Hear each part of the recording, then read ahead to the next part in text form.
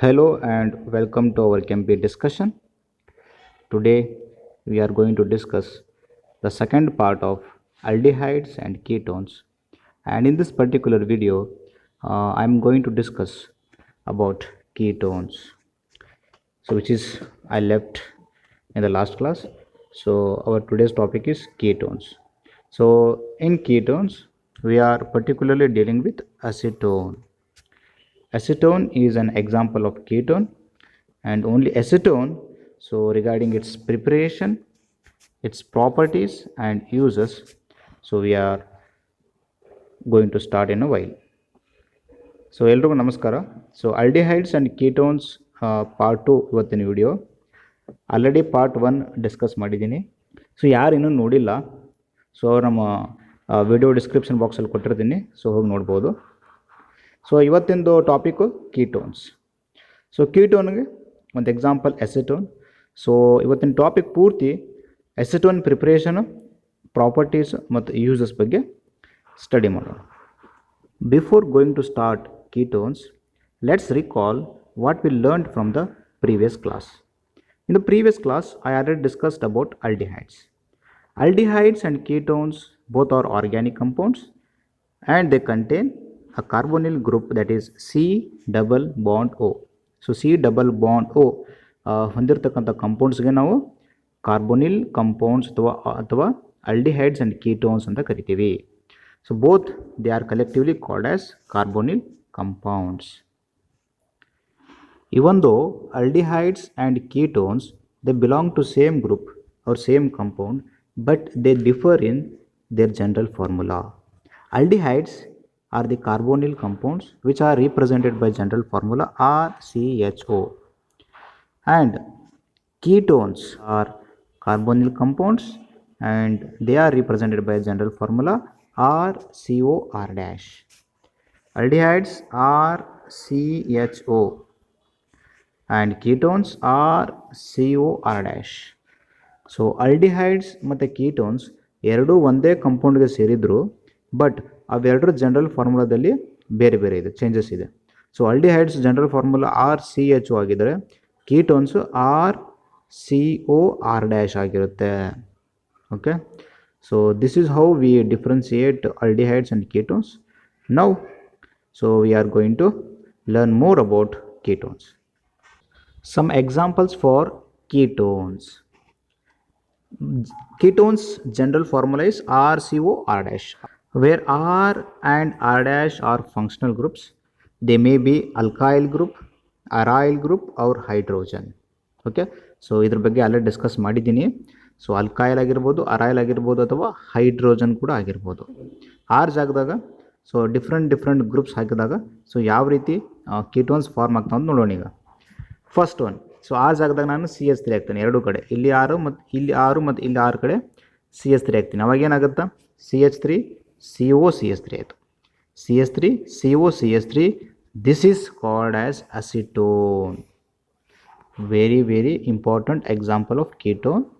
So ನಾವಿಲ್ಲಿ ಇವತ್ತು ಈ ಅಸಿಟೋನ್ ಬಗ್ಗೆ ಮಾತ್ರ ಸ್ಟಡಿ ಮಾಡ್ತೀವಿ. ಸೊ ನಿಮ್ಮ ಸಿಲೆಬಸ್ಗೂ ಅಸಿಟೋನ್ ಅಷ್ಟೇ ಇರೋದು. Okay, second example CH3 CO C2H5. ನೋಡಿರಿ, ಸೇಮ್ ಒಂದು ಆರ್ ಜಾಗದಾಗ CH3 ಇಟ್ಟೀನಿ, ಆರ್ ಡ್ಯಾಶ್ ಜಾಗದಾಗ C2H5 ತೊಗೊಂಡಿನಿ. ಸೊ ಚೇಂಜಸ್ ಮಾಡ್ಬೋದು, ಯಾಕಂದ್ರೆ ಇಲ್ಲಿ ಟೂ ಡಿಫ್ರೆಂಟ್ ಫಂಕ್ಷನಲ್ ಗ್ರೂಪ್ಸ್ ಅದಾವ, CH3 CO C2H5. ಸೊ ಇದೇನಾಗುತ್ತೆ ಇಥೈಲ್ ಮಿಥೈಲ್ ಕೀಟೋನ್. ನೋಡ್ರಿ, C2H5 C2 ಇದ್ರೆ ಏನಾಗುತ್ತೆ ಈತ್ ಅಂತ ಕರಿತೀವಿ. ಸೊ ಈತ್ ಅಂದರೆ ಅದು ಇಥೈಲ್ ಆಯಿತು. ಸೊ CH3 C ಒಂದೇ ಇದ್ರೆ ಅದನ್ನ ಮಿತ್ ಅಂತ ಕರಿತೀವಿ. ಸೊ ಅದು ಮಿಥೈಲ್. ಸೊ ಇಲ್ಲಿ ಎರಡು ಗ್ರೂಪ್ ಇರೋದ್ರಿಂದ ಇದನ್ನು ಇಥೈಲ್ ಮಿಥೈಲ್ ಕೀಟೋನ್ ಅಂತ ಕರಿತೀವಿ. Next third example C6H5. So R ಜಾಗದಾಗ ನಾನು C6H5 CO CH3. ಸೊ ಈ ಆರ್ ಡ್ಯಾಶ್ ಜಾಗದಾಗ CH3 ಹಾಕಿದ್ದೀನಿ. ಸೊ ಇವಾಗ ಇದು ಏನಾಯಿತು ಅಸಿಟೋಫೆನಾನ್. C6H5 CO CH3 ಏನಾಗುತ್ತಾ acetophenone. So these are the 3 different examples for ketone. So in this example, so we are going to deal with only acetone, its properties, preparation and uses. Let's start acetone. So ಆಗಲೇ ನೋಡಿದ್ದೀವಿ formula ಏನದ ಅಸಿಟೋನ್ದು, CH3 CO CO ಇರಲೇಬೇಕು, ಯಾಕಂದ್ರೆ ಇದು carbonyl compound ಅದ. Acetone formula CH3 CO. So ಅದ್ರ structure ಯಾವ ರೀತಿ ಬರೆಯೋದು? ಸೊ 2 ಮಾರ್ಕ್ಸಿಗೆ ಕೇಳ್ತಾರೆ ಕ್ವಶನ್. ಸೊ ಕೇಳಿದ್ದಾರೆ ಪ್ರೀವಿಯಸ್ ಎಕ್ಸಾಮ್ ಒಳಗೆ ಕೇಳಿದ್ದಾರೆ ಏನಂತೇಳಿ, write the structure of acetone ಅಂತೇಳಿ ಫಾರ್ 2 ಮಾರ್ಕ್ಸ್. ಸೊ ಅದನ್ನು ಯಾವ ರೀತಿ ಬರೆಯೋದು? ಸೊ ನೀವು ನೋಡಿರಿ, ಯಾವುದೇ ಸ್ಟ್ರಕ್ಚರ್ ಬರೀಬೇಕಾದ್ರೆ ಅದ್ರ ಫಾರ್ಮುಲಾ ಗೊತ್ತಿರಬೇಕು. ಸೊ ಇವಾಗ ಅಸಿಟೋನ್ ಫಾರ್ಮುಲಾ ಏನಿದೆ CH3 CO ಐತಿ. ಸೊ ಅದನ್ನು ಸ್ಟ್ರಕ್ಚರ್ ಯಾವ ರೀತಿ ಹಾಕೋದು? ಸೊ CH3 ಫಸ್ಟ್ CH3 ಬರೆಯೋಣ. ಸೊ C ಸೆಂಟ್ರದಾಗ, ಸೊ ಅದಕ್ಕೆ 3 H ಅಟ್ಯಾಚ್ ಆಗಿದ್ದಾವೆ, ಈ ರೀತಿ CH3.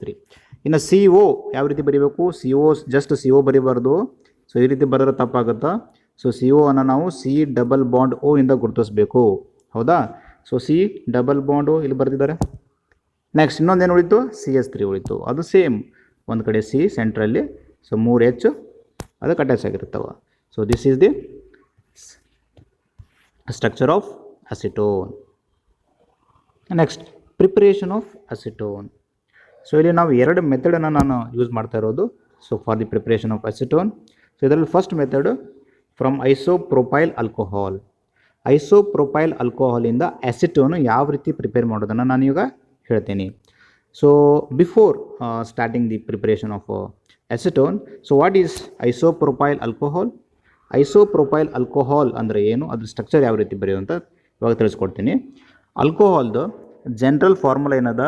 CnH2n+1OH, ಹೌದಾ? CnH2n+1OH, this is the general formula of alcohol. So ಇದು ನಾನು ಲಾಸ್ಟ್ ಕ್ಲಾಸಲ್ಲಿ ಕೂಡ ಹೇಳಿದ್ದೆ. ಇವಾಗ ನೋಡಿರಿ, CN ಜಾಗದಾಗ, ಸೊ N ಅನ್ನು ನಾವು 1 ಅಂತ ತೊಗೊಂಡ್ರೆ ಅವಾಗ ಏನಾಗುತ್ತೆ? ಅದು C ಆಗುತ್ತೆ, C1 ಅಂತ ಆಗುತ್ತೆ.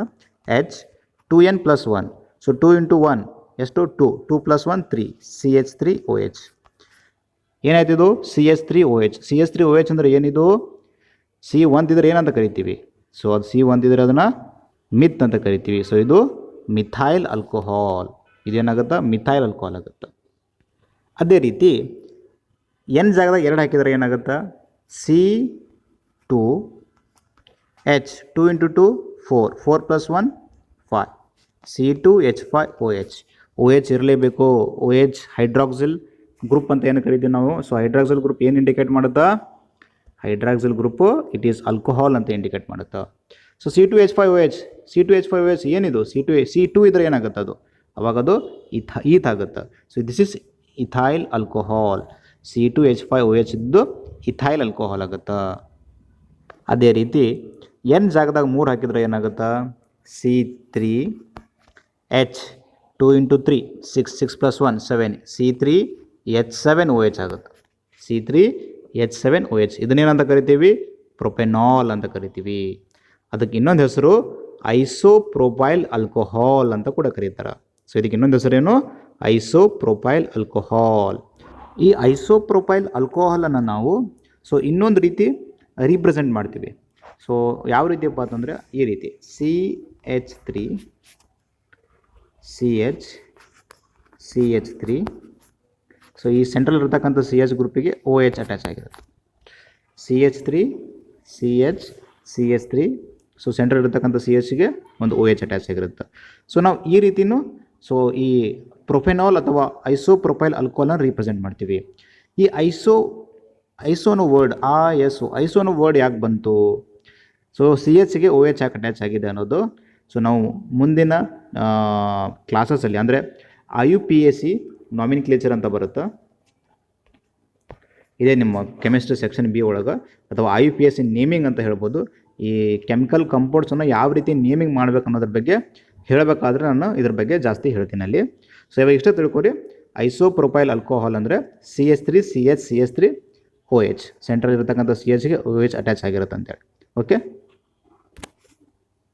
ಹಾಗಾದರೆ how acetone is prepared from isopropyl alcohol. Let us learn it. When isopropyl alcohol is oxidized ಅಂದರೆ ಇಲ್ಲಿ ಆಕ್ಸಿಜನ್ ಆ್ಯಡ್ ಆಗಬೇಕು. Remember, when isopropyl alcohol is oxidized with potassium dichromate solution, so this is a catalyst, potassium dichromate solution, that is K2Cr2O7, abaga acetone is formed. This is formed, acetone is form, acetone ಇಲ್ಲಿ form ಆಗುತ್ತೆ. So isopropyl ಆಲ್ಕೋಹಾಲನ್ನು oxidise ಮಾಡಿದ್ರೆ ನಮಗೇನು ಸಿಗುತ್ತೆ, ಎಸಿಟೋನ್ ಸಿಗುತ್ತೆ. ಯಾವ ರೀತಿ ನೋಡಿರಿ, CH3 so ಅದಕ್ಕೆ OH ಅಟ್ಯಾಚ್ ಆಗಿದೆ, addition of oxygen, that is oxidise ಆಯ್ತು ರಿಯಾಕ್ಷನ್. ಅವಾಗ ಏನು ಫಾರ್ಮ್ ಆಗಬೇಕು, ಎಸಿಟೋನ್ ಅಂದ್ರೆ ಏನು ಫಾರ್ಮುಲಾ, CH3CO ಬರಲೇಬೇಕು, CH3CO ಎಸಿಟೋನ್ ಬಂತು. ಸೊ ಏನು ಉಳಿತು ನೋಡಿರಿ, CH3, ಸೊ CH3 ಬ್ಯಾಲೆನ್ಸ್ ಆಗ್ಯದ, ಅಗೇನ್ ಈ CH3 ಬ್ಯಾಲೆನ್ಸ್ ಆಗ್ಯದ. ನೆಕ್ಸ್ಟ್ ಈ CHಗೆ ಒಂದು C ಅದ, ಒಂದು O ಅದ, ಇಲ್ಲಿ 2 H ಉಳಿದು, ಇಲ್ಲಿ ಹಂಗಂದ್ರೆ ಈ 2 H ಉಳಿದು ಪ್ಲಸ್ ಒಂದು O ಉಳಿತು. ಸೊ ಅದನ್ನು ಯಾವ ರೀತಿ ರಿಪ್ರೆಸೆಂಟ್ ಮಾಡಬೇಕು, H2O ಇಂದ ರಿಪ್ರೆಸೆಂಟ್ ಮಾಡಬೇಕು. So this is how we prepare acetone from isopropyl alcohol. Second method of preparation of acetone, that is from acetic acid. This is a simple method. So ಎರಡನೇ method ಯಾವುದಪ್ಪ ಅಂದ್ರೆ acetic ಆ್ಯಸಿಡಿಂದ acetone prepare ಮಾಡೋದು. So ಇದನ್ನು ಯಾವ ರೀತಿ ಅಂದರೆ, when vapours of acetic acid, acetic acid formula ಏನು ರೀ, CH3COOH ಅನ್ನೋದು acetic acid. When vapours of acetic acid or passed over heated manganese oxide, that is MnO, manganese oxide at 300 degrees Celsius, acetone is formed. Simple ada ಏನಪ್ಪ ಅಂತಂದ್ರೆ acetic acid when it is passed over heated manganese oxide, so manganese oxide ಜೊತೆ heat ಮಾಡಿದಾಗ ನಮಗಿಲ್ಲಿ acetone form ಆಗುತ್ತೆ. So reaction ಯಾವ ರೀತಿ, CH3COOH ಏನದು acetic acid.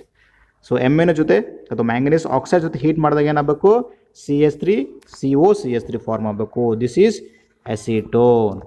So equation balance ಆಯ್ತಾ ನೋಡ್ರಿ, CH3COOH ನೋಡ್ರಿ, CH3 2 ಬರಬೇಕು ಇಲ್ಲಿ. ಸೊ ಇಲ್ಲಿ ನಾವು CH3COOH ಒಂದೇ ತೊಗೊಂಡ್ರೆ ಸೊ ಈಕ್ವೇಷನ್ ಬ್ಯಾಲೆನ್ಸ್ ಆಗಲ್ಲ. ಅದಕ್ಕೆ ಏನು ಮಾಡಬೇಕು, ಅದಕ್ಕೆ 2 ಅಂತ ಆ್ಯಡ್ ಮಾಡಬೇಕು. ಅವಾಗ ಏನಾಯ್ತು ಅದು, ಸೊ ಇಲ್ಲಿ CH3 2 ಅದಾವ, ಸೊ ಇಲ್ಲಿ 2 CH3 ಬಂತು. ನೆಕ್ಸ್ಟ್ ಇಲ್ಲಿ ಏನು ಉಳಿತು, 2C ಅಂದರೆ 2 C ಉಳಿದಾವ, ಇಲ್ಲಿ 2O ಆ್ಯಂಡ್ ಅಗೇನ್ 2O ಅಂದರೆ ಟೋಟಲ್ 4 O ಅದಾವ, ಇನ್ನೂ 2 H ಉಳಿದಾವ. ಸೊ ಅದನ್ನು ಯಾವ ರೀತಿ ಬ್ಯಾಲೆನ್ಸ್ ಮಾಡೋದು, ಸೊ O ಎಷ್ಟದ ಟೋಟಲ್, ಇಲ್ಲಿ ಟೋಟಲ್ O ಎಷ್ಟಿದಾವ, 4 O ಅದಾವ. ಸೊ 4 O ಬ್ಯಾಲೆನ್ಸ್ ಆಗಬೇಕು. ಸೊ 1 O ಇಲ್ಲಿ ಬ್ಯಾಲೆನ್ಸ್ ಆಗ್ಯದ, ಸೊ ಇನ್ನು 3 O ಅದಾವ, ಅದು CO2 ಆ್ಯಂಡ್ ಇಲ್ಲಿ O. ಸೊ ಇಲ್ಲಿ O ಬ್ಯಾಲೆನ್ಸ್ ಆಯಿತು. ನೆಕ್ಸ್ಟ್ ಹೈಡ್ರೋಜನ್ ನೋಡಿರಿ, 2 ಹೈಡ್ರೋಜನ್ ಅದಾವ ಅಲ್ಲಿ. ಸೊ 2 ಹೈಡ್ರೋಜನ್ ಇಲ್ಲಿ ಬ್ಯಾಲೆನ್ಸ್ ಆಗಬೇಕು, 2 ಹೈಡ್ರೋಜನ್ ಇಲ್ಲಿ ಬ್ಯಾಲೆನ್ಸ್ ಆಗಿದೆ. ಸೊ ಸೆಂಟ್ರದಾಗ ಒಂದು C ಉಳಿದದ, so that is CO2 plus H2O. So acetic acid manganese oxide ಜೊತೆ ಹೀಟ್ ಮಾಡಿದಾಗ ನಮಗಿಲ್ಲಿ ಅಸಿಟೋನ್ ಫಾರ್ಮ್ ಆಗುತ್ತೆ. Next properties of acetone. So ಪ್ರಾಪರ್ಟಿಯನ್ನು ನಾವು 2 ವೇಯಲ್ಲಿ ಸ್ಟಡಿ ಮಾಡೋಣ, ಒಂದು ಫಿಸಿಕಲ್ ಪ್ರಾಪರ್ಟಿ, ಇನ್ನೊಂದು chemical property. So physical property first one. So physical properties of acetone. So first one, it is a colourless. So ಯಾವ ರೀತಿ ಇದೆ ಅದು, ಕಲರ್ಲೆಸ್, ಅದು ಕಲರ್ ಇಲ್ಲ. ಇನ್ಫ್ಲೇಮೇಬಲ್ ಅಂದರೆ ಈಸಿಲಿ ಸೆಟ್ ಆನ್ ಫೈರ್ ಅಂತೇಳಿ. ಸೊ ಬೆಂಕಿ ಈಸಿಯಾಗಿ ಹತ್ಕೊಳ್ಳುತ್ತೆ. ವೊಲಟೈಲ್ ಲಿಕ್ವಿಡ್ ಅದು ವಿತ್ ಅ ಸ್ವೀಟ್ ಸ್ಮೆಲ್ ಯಾವ ರೀತಿ ಇದೆ, ಸ್ವೀಟ್ ಆಗಿದೆ. It is soluble in water and also in organic solvent. So organic ಸಾಲ್ವೆಂಟಿಗೆ ಎಕ್ಸಾಂಪಲ್, ಸೊ ಕಮೆಂಟ್ ಬಾಕ್ಸ್ ಅಲ್ಲಿ ತಿಳಿಸ್ರಿ. ಸೊ ಆರ್ಗ್ಯಾನಿಕ್ ಸಾಲ್ವೆಂಟ್ಸ್ ಒಂದೆರಡು ಎಕ್ಸಾಂಪಲ್ ಬರೀರಿ ಕಮೆಂಟ್ ಬಾಕ್ಸ್ನಾಗ. ಆಫ್ಟರ್ ಫಿಸಿಕಲ್ ಪ್ರಾಪರ್ಟೀಸ್ ನಾವು we look into chemical properties. So chemical property ಅಂದರೆ acetone ಕೆಲವೊಂದಿಷ್ಟು ರಿಯಾಕ್ಷನ್ಸ್ಗಳೇ ಒಳಗಾಗಿ ಒಂದಿಷ್ಟು ಪ್ರಾಡಕ್ಟ್ಸ್ ಫಾರ್ಮ್ ಆಗ್ತವೆ. ಸೊ ಅದೇ ಕೆಮಿಕಲ್ ಪ್ರಾಪರ್ಟಿ ಆಗ್ತದೆ. ಸೊ ಈ ಕೆಮಿಕಲ್ ಪ್ರಾಪರ್ಟಿ ಒಳಗೆ ನಾನು ಫಸ್ಟ್ ತೊಗೋತಾ ಇರೋದು ಆಕ್ಸಿಡೇಷನ್. ಅಂದರೆ ಇಲ್ಲಿ ಅಸಿಟೋನು ಆಕ್ಸಿಡೇಷನ್ ಆದರೆ ಸೊ ಏನು ಪ್ರಾಡಕ್ಟ್ ಫಾರ್ಮ್ ಆಗ್ತದೆ ಅನ್ನೋದೇ ಇದು ಕೆಮಿಕಲ್ ಪ್ರಾಪರ್ಟಿ ಆಗುತ್ತೆ. ಸೊ ಹಾಗಾಗಿ ಆಕ್ಸಿಡೇಷನ್ ಬಗ್ಗೆ ತಿಳ್ಕೊಳ್ಳೋಣ. ಇಲ್ಲಿ acetone on oxidation with potassium permanganate solution gives acetic acid. Simple ಅದ ನೋಡ್ರಿ, ಇಷ್ಟ ತಿಳ್ಕೊಳ್ಳಿ ಏನಂತೇಳಿ. ಅಸಿಟೋನು ಆಕ್ಸಿಡೇಷನ್ ಆದ್ರೆ ಅಸಿಟಿಕ್ ಆ್ಯಸಿಡ್ ಫಾರ್ಮ್ ಆಗ್ತದೆ. ಇಷ್ಟು ತಲೆಯಾಗಿರ್ಬೇಕು ಸಾಕು. ಸೊ ಈ ರೀತಿ ತಲೆಯಾಗಿ ಇಟ್ಕೊಂಡು ರಿಯಾಕ್ಷನ್ ಬರೆಯೋದು. ಯಾವ ರೀತಿ ರಿಯಾಕ್ಷನ್ ಬರೆಯೋದು, ಎಸಿಟೋನನ್ನು ನಾವು ತೊಗೋಬೇಕಾಗಿದ್ದೇನೆ, ಇಲ್ಲಿ ಎಸಿಟೋನ್ ತೊಗೋಬೇಕು. ಎಸಿಟೋನ್ ತೊಗೊಂಡು ಆಕ್ಸಿಡೇಷನ್ ಮಾಡಬೇಕು. ಎಸಿಟೋನ್ ಫಾರ್ಮುಲಾ ಏನು, CH3COCH3. ಸೊ ಆಲ್ರೆಡಿ ಡಿಸ್ಕಸ್ ಮಾಡಿದ್ದೀನಿ. ಎಸಿಟೋನ್ ಫಾರ್ಮುಲಾ ಏನದ, CH3COCH3. ಅದನ್ನು ಆಕ್ಸಿಡೇಷನ್ ಅಂದರೆ ಏನು, just simple addition of oxygen add ಮಾಡಬೇಕು. ಸೊ ಆ್ಯಡ್ ಮಾಡಿದಾಗ ನಮ್ಗೆ ಏನು ಫಾರ್ಮ್ ಆಗಬೇಕು, ಆಲ್ರೆಡಿ ಗೊತ್ತಿದ್ದು ನಮ್ಗೆ ಏನು ಫಾರ್ಮ್ ಆಗುತ್ತೆ ಅಂತೇಳಿ. ಅವಾಗ ಅದು ಎಸಿಟಿಕ್ ಆ್ಯಸಿಡ್ ಫಾರ್ಮ್ ಆಗಬೇಕು ಅಂತ ಗೊತ್ತು ನಮಗೆ. ಹೌದಾ. ಎಸಿಟಿಕ್ ಆಸಿಡ್ ಫಾರ್ಮುಲಾ ನಿಮಗೆ ಗೊತ್ತಿರಬೇಕು. ಏನು ಎಸಿಟಿಕ್ ಆಸಿಡ್ ಫಾರ್ಮುಲಾ? CH3COOH. ನೋಡಿರಿ, CH3CO ಇಂದ CH3COOH ಆಗಬೇಕು. ಸೊ ಸಿಂಪಲ್ ಆದರೆ ಚಲೋ, ಆಗಲಿಲ್ಲಪ್ಪ ಅಂದರೆ ಇಕ್ವೇಷನ್ ಬ್ಯಾಲೆನ್ಸ್ ಮಾಡಬೇಕಾಗ್ತದೆ. CH3CO ಇದ್ದಿದ್ದು CH3COOH ಆಗಬೇಕು. ನೋಡಿರಿ, ಇಕ್ವೇಷನ್ ಬ್ಯಾಲೆನ್ಸ್ ಆಗ್ತದೆ ಇಷ್ಟಕ್ಕೆ. ಇಲ್ಲಿ ನಾವು ಫಸ್ಟಿಗೆ 4 ಓ ತೊಗೊಳೋದು ಬೇಡ. ಸೊ ಜಸ್ಟ್ ಒಂದೇ ಓ ಇರಲಿ. ಸೊ ಇಕ್ವೇಷನ್ ಬ್ಯಾಲೆನ್ಸ್ ಆಯಿತಾ? ಇಕ್ವೇಷನ್ ಬ್ಯಾಲೆನ್ಸ್ ಆಗಲ್ಲ. ಯಾವ ರೀತಿ ನೋಡಿರಿ, CH3CO ಇಲ್ಲಿ CH3COOH ಅದ ಅಂದ್ರೆ ಈ CH3 ಇಲ್ಲಿ ಬ್ಯಾಲೆನ್ಸ್ ಆಗೇ ಇಲ್ಲ. ನೆಕ್ಸ್ಟ್ ಇಲ್ಲಿ ಒಂದು ಓ ಆ್ಯಡ್ ಮಾಡಿದ್ರೆ COO ಆಯಿತು. ಉಳಿಕಿದೇನು ಏನು ಉಳಿತಿಲ್ಲಿ? CH2 ಉಳಿತಿಲ್ಲಿ. ಸೊ ಅದನ್ನು ಇಕ್ವೇಷನ್ ಬ್ಯಾಲೆನ್ಸ್ ಮಾಡೋದು ಹೆಂಗೆ? ಸೊ ಅದಕ್ಕೆ ಏನು ಮಾಡಿರಿ, ನೆಕ್ಸ್ಟ್ 4O ಅಂತ ತೊಗೊಂಡ್ರೆ ಅವಾಗ ಯಾವ ರೀತಿ ರಿಯಾಕ್ಷನ್ ಆಗುತ್ತೆ ನೋಡಿರಿ. ಇವಾಗ CH3COOH CH3CO. ಸೊ ಇನ್ನೊಂದು ಓ ಇಲ್ಲ ಇಲ್ಲಿ. ಸೊ ಇನ್ನೊಂದು ಓ ನಾನು ಇಲ್ಲಿಂದ ತೊಗೋತೀನಿ. ಸೊ ಅವಾಗ COO ಆಯಿತು. ಇಲ್ಲಿರ್ತಕ್ಕಂಥ ಅನ್ನು ನಾನು ಇಲ್ಲಿ ಆ್ಯಡ್ ಮಾಡ್ತೀನಿ. ಸೊ ಇವಾಗ ಏನು ಉಳಿತಿಲ್ಲಿ? ಇಲ್ಲಿ CH2 ಉಳಿತು, ಇಲ್ಲಿ ಆಕ್ಸಿಜನ್ 3 ಆಕ್ಸಿಜನ್ ಉಳಿದು. ಹೌದಾ. ಅವಾಗ ನಮಗೆ ಎಸಿಟಿಕ್ ಆಸಿಡ್ ಫಾರ್ಮ್ ಆಯಿತು. ಇನ್ನು ಇದನ್ನು ಬ್ಯಾಲೆನ್ಸ್ ಮಾಡಬೇಕಲ್ಲ. ಯಾವ ರೀತಿ ನೋಡಿರಿ, ಇವಾಗ ಆಕ್ಸಿಜನ್ 3 ಇದ್ದಾವೆ, CH2 1 ಐತಿ. ಹೌದಾ. ನೆಕ್ಸ್ಟ್ CO2 ಬರಿತೀನಿ ನಾನು. CO2 ಅಂದರೆ ಇವಾಗ ಸಿನೂ ಹೋಯಿತು, ಇಲ್ಲಿರ್ತಕ್ಕಂಥ O3 ಒಳಗೆ O2 ಹೋಯಿತು, ಅಂದರೆ ಇಲ್ಲಿ ಓ ಅಷ್ಟೇ ಉಳಿತು. CO2 ಬ್ಯಾಲೆನ್ಸ್ ಆಯ್ತು ಅಲ್ಲಿ. ನೆಕ್ಸ್ಟ್ ಏನು ಉಳಿತು? H2 ಉಳಿದದ ಮತ್ತು O ಉಳಿದದ, ಅದನ್ನು H2O ಅಂತ ಬರೀತೀನಿ. So this is how we balance the equation. So ಇಲ್ಲಿ ಒಂದೇ ನೆನಪಿಟ್ರೆ ಏನಂತೇಳಿ, ಅಸಿಟೋನು ಆಕ್ಸಿಡೇಷನ್ ಆದರೆ ಎಸಿಟಿಕ್ ಆಸಿಡ್ ಫಾರ್ಮ್ ಆಗ್ತದೆ. ಇಷ್ಟು ತಲೆಗೆ ಇಟ್ಕೊಂಡು ರಿಯಾಕ್ಷನ್ ಬರೀರಿ ಸಾಕು. Okay. So next property, reaction with hydrogen cyanide. So ಇದನ್ನು ನಾನು ಆಲ್ರೆಡಿ ಹೈಡ್ರೋಜನ್ ಸೈನೈಡ್ ರಿಯಾಕ್ಷನ್ ಯಾವ ರೀತಿ ಆಗುತ್ತೆ ಅಂತೇಳಿ ಆಲ್ಡಿಹೈಡ್ಗೆ ಡಿಸ್ಕಸ್ ಮಾಡಿದ್ದೀನಿ. ಸೇಮ್ ವೇ ಆಲ್ಡಿಹೈಡ್ಗೆ ನಾವು ಯಾವ ಥರ ಮಾಡಿದ್ದೀವಿ ಅದೇ ಥರ ಇಲ್ಲಿ ಅಸಿಟೋನ್ಗೂ ಇದು ರಿಯಾಕ್ಷನ್ ಆಗುತ್ತೆ. ಇವಕ್ಕೆ ಎಡಿಷನ್ ರಿಯಾಕ್ಷನ್ ಅಂತ ಕರೀತಾರೆ. ಇವಕ್ಕೆ ಇನ್ನೊಂದು ಹೆಸರು ಎಡಿಷನ್ ರಿಯಾಕ್ಷನ್ ಅಂತ ಕರೀತಾರೆ. Okay. ಎಸಿಟೋನ್ ads on hydrogen cyanide. Hydrogen cyanide ಅಂದರೆ ಏನು? HCN. Hydrogen cyanide HCN. Acetone adds on hydrogen cyanide or reacts with hydrogen cyanide to form acetone cyanohydrine. So ಅದು ಯಾವ ರೀತಿ? So this is the structure of acetone. CH3COCH3. ಹೌದಾ. ಈ ಥರ ಬರಿಬೋದು. Plus HCN. So ಅದು ಯಾವ ರೀತಿ ಫಾರ್ಮ್ ಆಗ್ಯದ ನೋಡಿರಿ. CH3 ಜಾಗದಾಗ CH3 ಐತಿ, C ಜಾಗದಾಗ C ಐತಿ. ನೆಕ್ಸ್ಟ್ ಈ CH3 ಜಾಗದಾಗ ಈ CH3 ಐತಿ. ನೆಕ್ಸ್ಟ್ ಇರತಕ್ಕಂಥ O, ಇಲ್ಲಿರ್ತಕ್ಕಂಥ H ಎರಡು ರಿಯಾಕ್ಟ್ ಆಗಿ ಇಲ್ಲಿ OH ಆಗ್ಯದ. ಉಳಿತೇನೆ ಇಲ್ಲಿ CN ಉಳಿತು, CN ಇಲ್ಲಿ ಕೆಳಗಡೆ. ಹೌದಾ. This is simple reaction. This is acetone cyanohydrin. So ಎರಡನೇ ಪ್ರಾಪರ್ಟಿ ಏನು? Reaction with hydrogen cyanide. Acetone hydrogen cyanide ಜೊತೆ ರಿಯಾಕ್ಟ್ ಆದ್ರೆ ಅಸಿಟೋನ್ ಸೈನೋಹೈಡ್ರೀನ್ ಫಾರ್ಮ್ ಆಗುತ್ತೆ. Okay. Next third property, this is C ಆಗಬೇಕು. Third property, that is reaction with sodium bisulfide. Sodium bisulfide formula ಏನು? SO3HSO3Na. Formula HSO3Na. So acetone adds on sodium bisulfite to form acetone bisulfite compound. Same ಆಲ್ಡಿಹೈಡಲ್ಲಿ ನಾವು ಯಾವ ಥರ ಮಾಡಿದ್ದೀವಿ ಅದೇ ಥರ ಈ ರಿಯಾಕ್ಷನ್ ಇಲ್ಲಿ ಬರುತ್ತೆ. CH3COCH3 ಏನಿದು? ಎಸಿಟೋನ್. Sodium bisulfate HSO3Na. ಅದನ್ನು ರಿಯಾಕ್ಷನ್ ಯಾವ ರೀತಿ? CH3 ಜಾಗದಾಗ CH3, C ಜಾಗದಾಗ C, ಈ C ಜಾಗದಾಗ ಈ CH3. ನೆಕ್ಸ್ಟ್ ಇಲ್ಲಿರ್ತಕ್ಕಂಥ O, ಇಲ್ಲಿರ್ತಕ್ಕಂಥ H ರಿಯಾಕ್ಟ್ ಆಗಿ OH ಆಗ್ತದೆ. ಉಳಿತೇವೆ SO3Na ಉಳಿತು, SO3Na ಉಳಿತಿಲ್ಲಿ. ಇದು ಏನು? This is acetone bisulfide. Next, uses of acetone. Very important. First use, used as a solvent in the manufacture of nitrocellulose paints, varnishes. Nitrocellulose ಇಲ್ಲಿ plastic ಆಗಿರ್ಬೋದು ಅಥವಾ ಎಕ್ಸ್ಪ್ಲೋಸಿವ್ಸ್ ಆಗಿರ್ಬೋದು. ಸೊ ಅಲ್ಲಿ ಮ್ಯಾನುಫ್ಯಾಕ್ಚರ್ ಮಾಡೋ ಸಲುವಾಗಿ, ಜೊತೆಗೆ paints, varnishes etcetera. So this is the first use. Second use, in the preparation of chloroform. ಕೇಳಿರ್ಬೋದು ನೀವು ಕ್ಲೋರೋಫಾರ್ಮ್ ಬಗ್ಗೆ. ಸೆಕೆಂಡ್, ಐಡೋಫಾರ್ಮ್, ಸಲ್ಫನಲ್ ಅನ್ನೋದು ಅದೊಂದು ಡ್ರಗ್ ಆಗ್ಯದ. So that causes sleep. Third one, for storing acetylene.